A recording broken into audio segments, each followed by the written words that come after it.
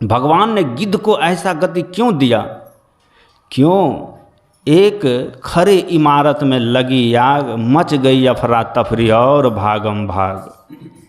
एक बड़े इमारत में लगी आग, मच गई अफरा तफरी और भागम भाग। कुछ लोगों ने इमारत से सामान बाहर निकाला, कुछ लोगों ने जलते आग पर पानी डाला। सबने वो किया जो था जिनके पहुंच में, पर एक चिड़िया भी डाल रही थी पानी भरकर अपना चोंच में। उस पेड़ पर रहने वाले बंदर ने कहा, बहन चिड़िया, तुम तो पत्ते की बाँट से पर्वत को तोल रही हो, सुई की नोक से समस्या की ताला खोल रही हो। तुम्हारे चोंच में जितना पानी आएगा, इससे आग का एक ज्वाला भी नहीं बुझ पाएगा। चिड़िया ने दिया बंदर को जवाब, बड़ा था लाजवाब। चिड़िया कहती, भाई बंदर, मैं अपनी ताकत को जानती हूँ, अपनी हैसियत को भली भांति पहचानती हूँ।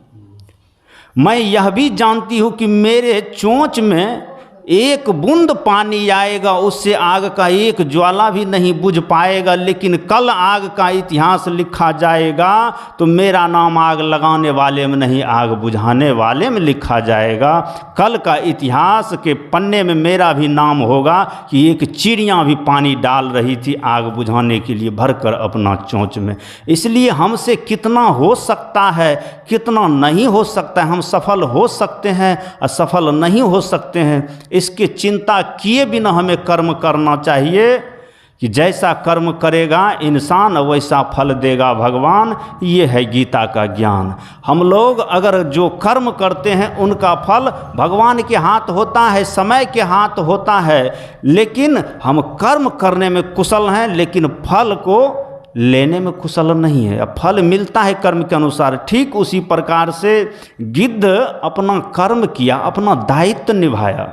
सीता की चोरी हुई, सीता को चुरा करके रावण चले जा रहे हैं। बहुत प्राणी देखे, बहुत जीव देखे, लेकिन जिसके हृदय में करुणा होगा, जिसके हृदय में भक्ति होगा, जिसके हृदय में सच्चाई होगा, वही तो सत्य का पक्ष लेकर के खड़ा होगा।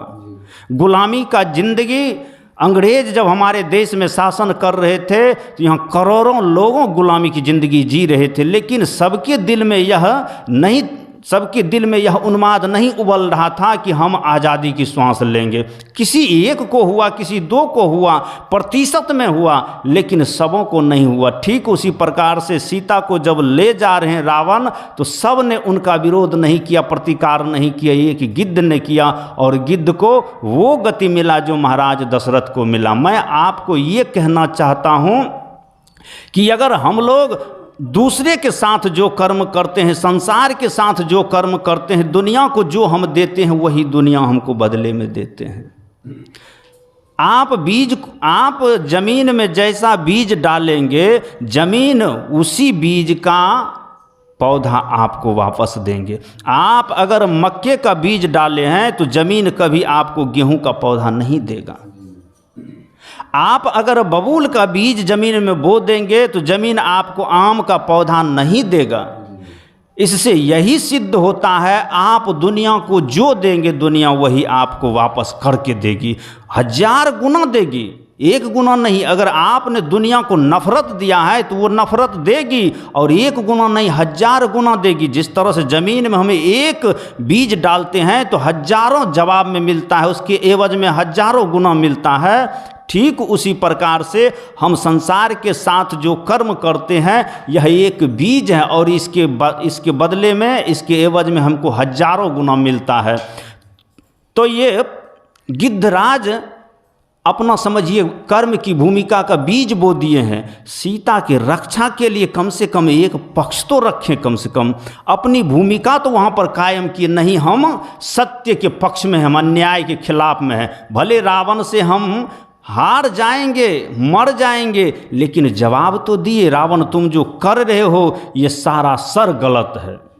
और जो गलती के पक्ष में अन्याय के विपक्ष में खड़ा होता है उसको अभी आप लोग सुन रहे हैं। गति दिन जो जांचत जोगी, उसको वही गति दिया भगवान, वही गति दिया दुनिया जो जोगी लोग को तपस्या करने के बाद मिलता है। और इन मांस खाने वाले खग पक्षी को वह गति दिया बस एक ही कारण है कि सच्चाई के पक्ष में खड़ा हुआ, हिम्मत रख कर के, हौसला रख कर के।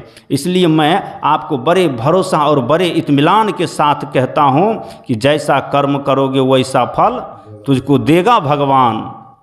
जिसने किया है बुरा कर्म, बुरे काम का बुरा नतीजा, क्या भाई चाचा, हाँ भतीजा, बुरे कर्म का बुरा फल, यकीन बुराई कर देखो, जिसने किया है बुरा कर्म उसका जाकर घर देखो। आपको यकीन नहीं है, विश्वास नहीं, इत्मीनान, भरोसा नहीं है कि बुरे कर्म का फल बुरा मिलता है, तो आप बुरे कर्म करने वाले का घर जाकर के देखें। ना जानो तो जान लो, रावण कौरव कंस। रावण ने अन्याय किया, कंस ने अन्याय किया, कौरव ने अन्याय किया। तीनों के घर जाकर के देखिए। याद रख, सिकंदर के हौसले भी हाली थे, जब गया था दुनिया से दोनों हाथ खाली थे। इतने बड़े बड़े शाहिंशाह जब जाते हैं तो दुनिया को यही कह करके जाते हैं कि हम कुछ नहीं लिए जा रहे हैं। जितना भी अपराध किया, जितना भी लूट घसीट किया, जितना भी अन्याय किया, सब यहीं पर छोड़ करके जा रहा हूँ, चला जाता है। रावण जैसा प्रतापी देखिए, रावण कोई साधारण आदमी नहीं है, बस उनका एक दिशा गलत होने के कारण वो पतन हो गया। रावण के जैसा व्यक्ति तो कहते भूतो न भविष्यतो, रावण के जैसा पहले कोई नहीं हुआ था, विद्वान, भक्त और प्रतापी, और होने की भी संभावना नहीं है। क्यों? क्योंकि रावण जैसा पंडित था वैसा पंडित हुआ भी नहीं। 4 वेद, 6 शास्त्र, 18 पुराण का ज्ञाता भी था, और भक्त की श्रृंखला में रावण पहले नंबर में आता था।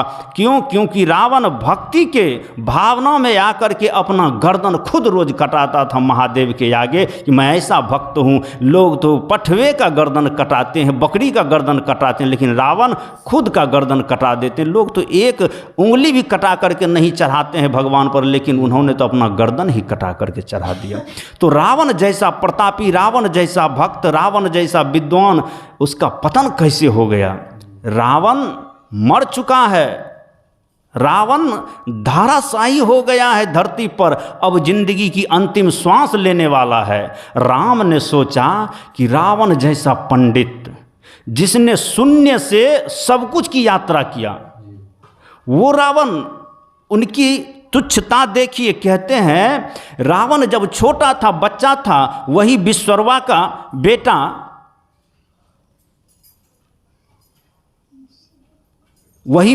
का बेटा अपने बहन शूर्पणखा के लिए एक टुकड़ा रोटी मांगने के लिए गया और उसको दरबार से बाहर कर दिया गया। जो एक टुकड़ा रोटी के लिए दरबार मांगता है, उसको एक टुकड़ा रोटी नहीं मिलता है। वही अपने पुरुषार्थ से, अपने पराक्रम से, अपने हिम्मत से वो लंका का राजा बनता है और इतना बड़ा प्रतापी बनता है, जिनका परचम आसमान में लहरा रहा है, जो खुद इंद्र को जीत करके, यक्ष देवता गंधर्व को जीत करके अपने घर के पिछवाड़े में नतमस्तक कर दिया है, अपना गुलाम बना लिया है। वो रावण जिनका कोई जवाब नहीं है, जो इतना छोटा था कि एक टुकड़ा रोटी के लिए मोहताज था, आज वो सोने का घर में सो रहा है और सोने के सिंहासन पर बैठ रहा है, इंद्र को जीत चुका है। देखिए, शून्य से और सब कुछ की यात्रा, शून्य से संपूर्ण की यात्रा, तुच्छ से विराट की यात्रा। जो छोटा था और इतना ऊंचाई पद को हासिल किया, वो रावण। राम सोचता है ये ज्ञान का साक्षात दीपक है, ये शून्य से और सब कुछ की यात्रा और सब कुछ से फिर शून्य की यात्रा। रावण कुछ नहीं था लेकिन सब कुछ हो गया, और सब कुछ होने के बाद फिर आज कुछ नहीं है। अपने परिजन को अपने आंखों के सामने, अपने सोने जैसे भवन को धू धू करके अपने अहंकार में जलते देखा है रावण। अपने परिजन को राम के हाथे मरते देखा है रावण। अपनी औकात को धूमिल होते देखा है रावण। जो रावण खुद से अपने ही हाथों रचा, स्वयं जो अपने ही हाथ रचता है, वो आदमी को विनाश होने का पूरा अनुभव रहता है। राम सोचता है ये शून्य से संपूर्ण की यात्रा रावण ने किया और रावण से फिर संपूर्ण से फिर शून्य की यात्रा रावण की। ये अनुभव दुनिया में स्वयं विधाता को भी नहीं है। राम सोचते हैं जो अनुभव जो तजुर्बा इस दुनिया में रावण को होगा वो दुनिया में किसी को नहीं होगा। शून्य से कैसे संपूर्ण तक पहुंचा जा सकता है और संपूर्ण को कैसे गंवा करके फिर शून्य तक आया जा सकता है, क्या कारण है? इसका तजुर्बा, इसका ज्ञान केवल रावण को है। अपने भाई लक्ष्मण से कहता है, लक्ष्मण ये ज्ञान का दीपक बुझ जाए इससे पहले कि दूसरा दीपक जल जाना चाहिए, नहीं तो अंधेरा हो जाएगा। और इस रावण से इस दुनिया को सीख मिलना चाहिए, दुनिया को ज्ञान मिलना चाहिए। जैसे सिकंदर ने जाते जाते दुनिया को बता दिया, देख लो मेरा हाथ खाली है। रावण भी कुछ कह करके जा रहा है, इनका अंतिम श्वास जब तक ले लेगा तब तक में दूसरा दीपक जल जाना चाहिए। लक्ष्मण तुम जा करके रावण से कुछ नीति सीख करके आओ, कुछ ज्ञान सीख करके आओ, कुछ अर्जन करके आओ, उनका जो तजुर्बा है जरा अपने हृदय में ढाल करके आओ। लक्ष्मण को लगा कि ये शत्रु से हम ज्ञान सीखने जाएं, ये वैरी से, भला जो रावण को हमने मार गिराया है, जो रावण हमारे सामने पराजित हो गया है, भला उनकी और उनसे हम ज्ञान तो सीखा जाता है गुरु से, ज्ञान तो सीखा जाता है संत से, ज्ञान तो सीखा जाता है आदर्श से। रावण तो हमारा आदर्श नहीं है, रावण तो कोई गुरु नहीं है, रावण तो कोई हमारे लिए बड़ा भी नहीं है क्योंकि हमसे पराजित हुआ है। इनके मन में श्रद्धा नहीं। मैं आपको कहता हूं जब तक आपको श्रद्धा नहीं होगा, आपके भीतर में हृदय में जब तक शिष्यत्व नहीं उतर जाएगा, तब तक दुनिया का कोई गुरु आपको ज्ञान नहीं दे पाएगा। आपके भीतर जिस दिन पात्रता हो जाएगी, आपके भीतर जिस दिन शिष्य उतर करके आ जाएगा, उस दिन दुनिया में हर एक जगह गुरु मिलेगा। मैं कहूं तो यह प्रकृति का एक एक कण आपको गुरु ही नजर आएगा। जगत गुरु शंकराचार्य यात्रा के दौरान देखा कि घूम रहे थे जगत गुरु शंकराचार्य दुनिया में।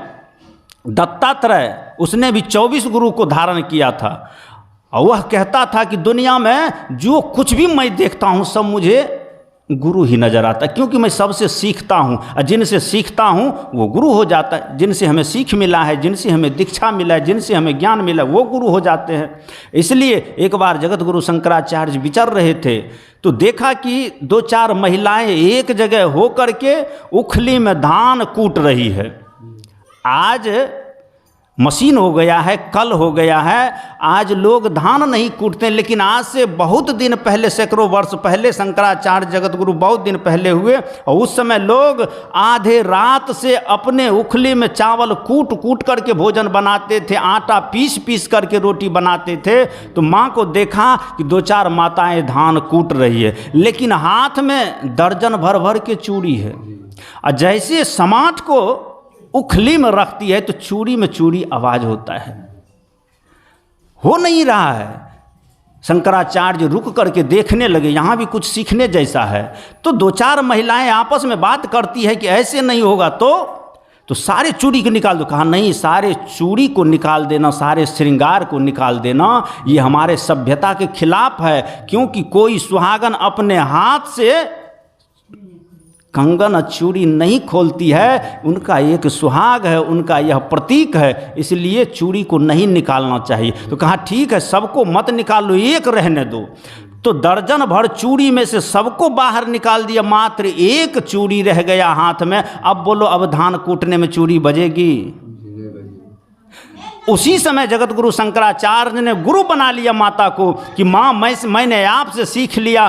ठीक इसी प्रकार संसार में दर्जनों पक्ष हैं, दर्जनों आयाम है, दर्जनों समस्या है, मुसीबत पर मुसीबत है। सबको हटा करके फोकस एक पर रखना चाहिए। कह कबीर दू मांग न चढ़िया, गिर पैर के बिच्चे मरिया। हम लोग दोनों पक्ष को रखते हैं, क्या पता भगवान होता है कि नहीं होता है। इतना लोग चोरी भी करते हैं तो वो भी मस्ती से जीते हैं, फिर मन में होता नहीं कहीं भगवान होता होगा तो चले सत्संग में भी चल लेते। नहीं, दुविधा जब तक रहेगा तब तक आपको लक्ष्य नहीं मिल सकता है, यात्रा नहीं आगे हो सकती है। जगत गुरु शंकराचार्य ने कहा जब तक एक पक्ष नहीं हो जाएगा, एक आयामी नहीं हो जाएगा, एक चीज़ पर फोकस नहीं हो जाएगा, एक विश्वास नहीं हो जाएगा, एक धारणा नहीं हो जाएगा, जैसे चूड़ी एक हो गया तो अब धान कूटने में कोई समस्या नहीं है। दिन भर कूटते रहो, दिन भर छांटते रहो, अब चूड़ी में चूड़ी टकराएगी नहीं, सारे झंझनाहट अब समाप्त हो गया। गुरुदेव जगत गुरु शंकराचार्य ने माता को गुरु बना लिया कि धान कूटने वाली माँ से यहाँ कोई बताओ, हम लोग रोज कूटते हैं, हम लोग रोज देखते हैं, लेकिन देखने से हमारे भीतर कोई ज्ञान नहीं होता, क्योंकि हमको श्रद्धा नहीं है। हम समझते नहीं कि यहाँ भी कोई ज्ञान लिया जा सकता है, ये तो माँ है, ये तो बहन है। लेकिन जगत गुरु शंकराचार्य ने सोचा कि यहाँ भी कुछ समझने जैसा है, यहाँ भी कुछ गुरु की भूमिका दिखाया जा रहा है, यहाँ भी मेरा शिष्यत्व कुछ अर्जन कर लेगा। ठीक उसी प्रकार से राम कहते हैं लक्ष्मण से, तुम रावण से कुछ सीख लो, लेकिन लक्ष्मण के भीतर श्रद्धा नहीं है। श्रद्धा नहीं है तो आपके साक्षात श्रद्धेय गुरु भी आ जाए, सदगुरु भी आ जाए, आपको ज्ञान नहीं दे सकता। आपके भीतर श्रद्धा हो जाएगा तो साधारण आदमी से ज्ञान हो जाएगा, यहाँ तक कि पक्षी से ज्ञान हो जाएगा। हमारे देश में तो कुत्ते को गुरु बना लिए, हमारे देश में तो सर्प को गुरु बना लिए, हमारे देश में तो कसाई को गुरु बना लिए, पापी को गुरु बना लिए और उद्धार हो गया। क्यों? क्योंकि कोई सरहद सीमा गुरु का नहीं रहता, सारा भूमिका शिष्य का होता है। शिष्यत्व पूरा हो जाए तो गुरु पूरा हो जाता है। इसलिए हमारे भीतर अगर कुछ गुरु के ऊपर शंका है तो समझिए हम पूरा शिष्य हुए ही नहीं। और जिस दिन पूरा शिष्य हो जाएंगे तो अगर अधूरा भी गुरु है तो उसको पूरा होना पड़ेगा। अगर कबीर साहब की बटघरा से तौलिए तो रामानंद खड़े नहीं उतरते हैं, क्यों? इनसे कम हो जाते हैं। अगर गोरखनाथ की बटखरा से तौला जाए तो मछिंद्रनाथ खड़े नहीं उतरते, उनके बराबर नहीं। लेकिन फिर भी अगर शिष्यत्व इनका मजबूत है तो गुरु को भी मजबूत होना हो जाता है, कुछ नहीं। इसलिए मैं कहना चाहता हूँ कि लक्ष्मण के भीतर श्रद्धा नहीं है। रावण कैसा गुरु हो गया जी हमको ज्ञान देगा? भैया क्या बात करते, लेकिन आज्ञा भी टाल नहीं सकते, क्योंकि लक्ष्मण राम की आज्ञा कभी जीवन में बदला नहीं था। आज भी राम ने कहा कि लक्ष्मण कुछ सीख लो तो आज्ञा पालन करो, औपचारिक बस। जैसे हम लोगों के साथ भी होता है, कोई कह दिए हैं बाबा ये काम तो अब कर लेते, लेकिन काम अच्छा नहीं है, बाबा को समझ नहीं, अब मर्यादा है, बाबा कह दिए तो कर लेते, लेकिन जब आप श्रद्धा से नहीं करते हैं तो वो काम फलित नहीं होता है। और जब आप श्रद्धा से करते हैं तभी फलित होता है। जब आप बोझ समझ करके अब कह दिए हैं तो कर लेते हैं, कई लोग ध्यान भजन भी करते हैं बोझ समझ करके। हाँ, कई माताएं को तो हम देखते हैं, अच्छा एक बार ध्यान कर लिए तो अभी का टंटा टूट गया, मतलब टंटा ये कोई समस्या है? हाँ, ध्यान कर लिए तो कम से कम एक टंटा मतलब ये काम हो गया। बताइए, ध्यान को काम समझ करके जो करे, बोझ समझ करके करे, तो उनका ध्यान करना ही बेकार है, फिजूल है। इसलिए उसको श्रद्धा से, उसको प्रसाद समझ करके, उसको एहसान समझ कर, हाँ गुरुजी ने हमको ये काम किया कहा है तो ये बड़ा एहसान किया है, हमारे लायक, हमको इस काम के लायक हमको चुना है तभी कहा है। ऐसे भाव से करेंगे तभी फलित होगा काम। अगर आप बोझ समझ करके करेंगे तो वो काम आपको फलित नहीं होगा। लक्ष्मण बोझ समझ करके कर रहे हैं कि भैया ने कह दिया है तो अब जाते हैं, रावण क्या कहेंगे। रावण के मस्तक के सीधे जाकर के लक्ष्मण खड़ा हो गया। ये पापी के सिरहाने की तरफ खड़ा होऊंगा, इसके चरण की तरफ क्या खड़ा होना, क्योंकि इतना बड़ा पापी के आदमी के हम चरण पर जाएं। लेकिन मैं आपको कहता हूं, जब आप श्रद्धा से नहीं झुक जाएंगे तब तक आपको ज्ञान होगा ही नहीं। जब तक आप किसी को पापी समझते रहेंगे, अन्यायी समझते रहेंगे, तब तक आपको ज्ञान नहीं होगा। कबीर साहब से सीखिए। कबीर साहब कहते हैं, कबीर हम सब से बुरो, हमसे भल सब कोई, जिन ऐसा करी जानिया मीत हमारा सोई। कबीर साहब कहते हैं, पूरे दुनिया में जितना आदमी है सबसे खराब आदमी मैं हूँ। कबीर साहब खराब आदमी हैं। कबीर हम सबसे बुरो, हमसे भल सब कोई, हम तो सबसे गए गुजरे, हमसे अच्छा सब लोग हैं। और जो आदमी इस चीज़ को मन में बैठा लेता है, ऐसा श्रद्धा को बिठा लेता है कि हम अभी सबसे गए गुजरे, हम सबसे बुरे हैं, हम सबसे बड़े पापी हैं। आपने सुना कि बाबा तुलसी कहते हैं कि मौसम कौन कुटिल अभिमानी। बताइए, संत तुलसी कुटिल हैं और अभिमानी भी है। ऐसा संत के भीतर श्रद्धा हो जाता है कि मैं सारे संसार से सीखने वाला हूँ, इसलिए सारे संसार से मैं झुक करके रहूँगा। देखिए, जो जमीन का साइज नीचे रहता है, लेवल नीचे रहता है, पानी वहीं जा कर के स्थान लेती है। गड्ढा जहाँ होगा वहीं पानी सरक करके जाती है। जहाँ ऊंचा होगा, टापू होगा, वहाँ पानी ठहरती नहीं है। देखिए, जहाँ जहाँ पानी जमघट लगा करके है, तो समझ लीजिए वहाँ गड्ढा है। तो जो गड्ढा स्थान रहता है वहीं पर पानी रुकता है। तो लक्ष्मण का हृदय गड्ढा नहीं है, ये तो टापू है, बोझ समझ लिया है। लक्ष्मण जाकर के मस्तक के बल खड़ा हो गया। रावण ने देखा लक्ष्मण को मस्तक के बल, तो रावण को हंसी आया है। रावण तो सब समझ गया। इतना बड़ा ज्ञानी रावण भला कैसे नहीं समझे? रावण तो समझ गया कि राम ने इसको भेजा है नीति सीखने के लिए, मेरा अनुभव सीखने के लिए, कि जाओ रावण जैसा पंडित, रावण जैसा पराक्रमी से, रावण जैसे शून्य से और संपूर्ण की यात्रा करने वाले आदमी से तजुर्बा सीख करके आओ। ये आया है मस्तक के बल बैठने के लिए। और जो आदमी मस्तक की तरफ बैठता है उसको मिलता नहीं है। कृष्ण के मस्तक की तरफ कौन बैठा था? दुर्योधन। चरण की तरफ अर्जुन बैठा था। तो कृष्ण किनके पक्ष में हो गए थे? अर्जुन के पक्ष में। और दुर्योधन हो गए थे मस्तक के तरफ। तो दुर्योधन को सारा सब कुछ दे दिया सेना, लेकिन खुद रह गया अर्जुन के तरफ में। जीत किनकी हुई?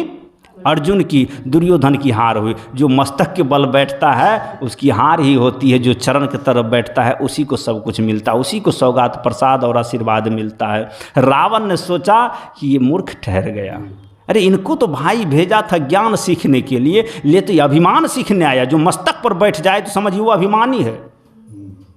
जब तक अभिमान गिर नहीं जाएगा तब तक आपको गुरु ज्ञान नहीं देगा। यह तन विष की बेलरी गुरु अमृत की खान, शीश दिए जो गुरु मिले तो भी सस्ता। कबीर साहब कहते हैं कि जब तक आप शीश नहीं दे देंगे, गर्दन नहीं, गर्दन मतलब अभिमान का प्रतीक, जब तक आप अभिमान गुरु को नहीं देंगे तब तक आपको गुरु ज्ञान नहीं देंगे। लक्ष्मण तो यहाँ अभिमान को ढो रहे हैं, जा कर के मस्तक की तरफ बैठ गया। रावण हंसने लगा।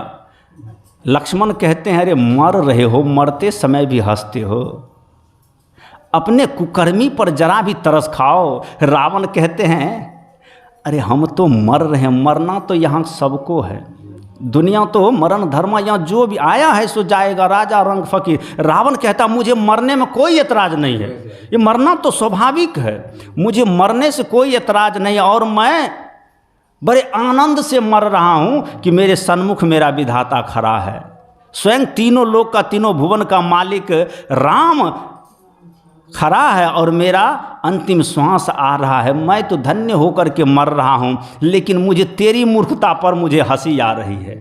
लक्ष्मण ने कहा, देखिए मर तुम रहे हो और मूर्ख हम हैं। अच्छा, जीतने वाले होशियार है कि हारने वाले?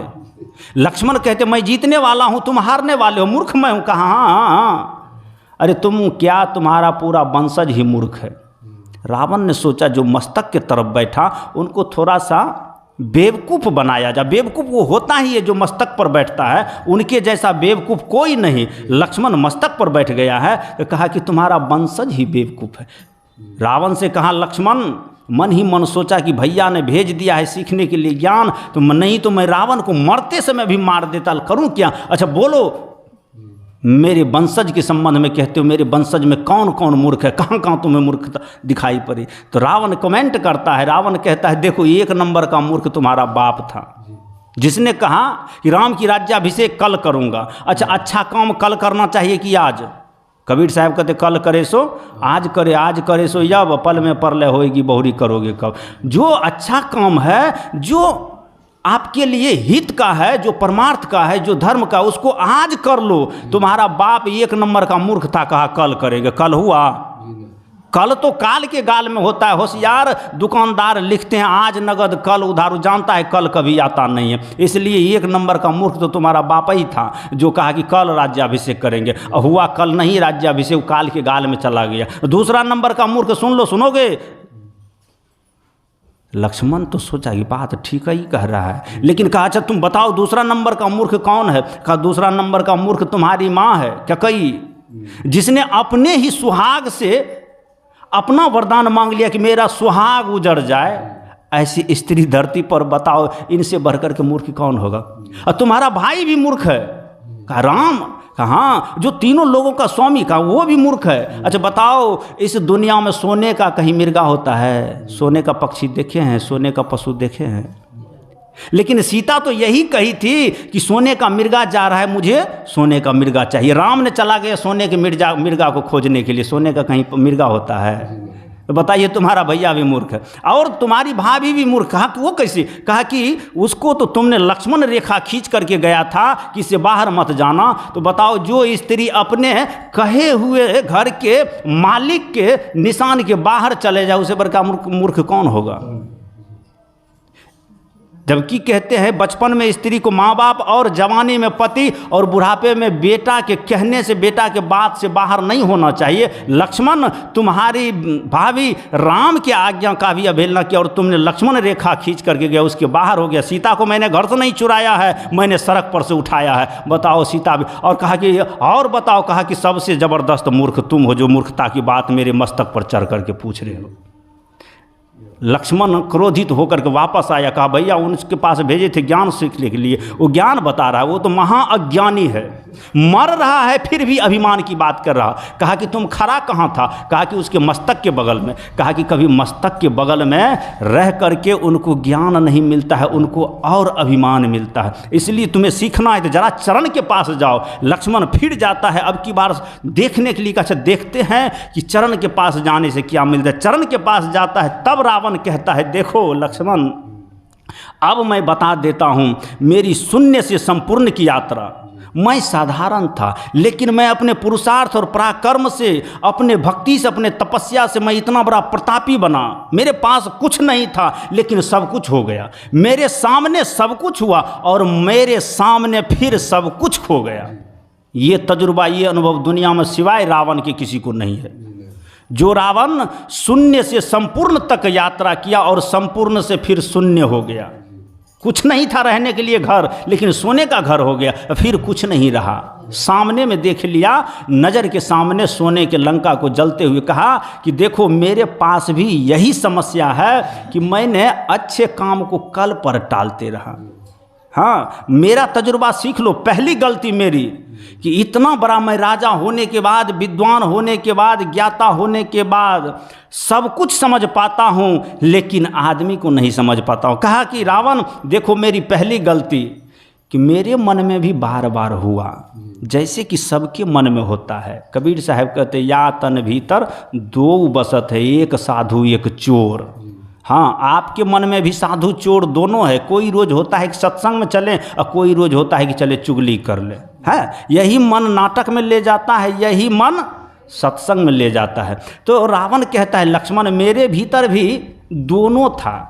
कभी मन हुआ था मंदोदरी के कहने पर, मंदोदरी जब कह रही थी, मेरा भाई विभीषण जब कह रहा था कि पर स्त्री हरण नहीं करना चाहिए, दूसरे स्त्री को चोरी करके नहीं लाना चाहिए, और राम साक्षात विधाता है, तुम जा करके माफ़ी मांग लो, क्षमा मांग लो, उनका स्त्री उनको दे दो, बस तुम्हारा कल्याण हो जाएगा। लेकिन मैंने कई बार योजना बनाया कि ऐसा कर ही लेते हैं, लेकिन मेरे भीतर जो संस्कार था, मेरे भीतर जो मन था, वो कहता था कि मैं दशानंद हूँ, मैं रावण हूँ, मैं सोने के लंका में रहने वाला, वो पत्ते के घास के घर में रहने वाला मेरा मुकाबला कर सकेगा क्या? मैंने अभिमान में रहा और मैंने अपना शत्रु को हरदम छोटा समझता रहा। पहली गलती कि मैंने सोचा कि सीता को वापस कर दें, लेकिन कहा कि कल कर लेंगे, कल के बाद फिर कभी कर लेंगे, किया नहीं। और दूसरी गलती मैंने किया कि राम को कुछ समझा ही नहीं। मैंने सोचा कि राम की हैसियत मेरे सामने कुछ नहीं, ये मेरी दूसरी गलती है। और तीसरा गलती मेरा है कि राम मेरे नाभि में अमृत का घड़ा था, सिवाय मेरे कोई नहीं जानता था। मैं आपसे कहता हूँ लक्ष्मण, अगर अपना भला चाहते हो तो दुनिया में अपना राज किसी से मत कहना, अपना कमजोरी किसी से मत कहना। मैंने अपने भाई से कह दिया, अगर 100 राम भी आता मेरे से मुकाबला करने के लिए, अगर मेरे नाभि में घड़े का अनुमान उसको नहीं बताता मेरा भाई, तो मैं आज धराशाही नहीं होता। ये तीनों गलती ने मुझे आज धाराशाही कर दिया।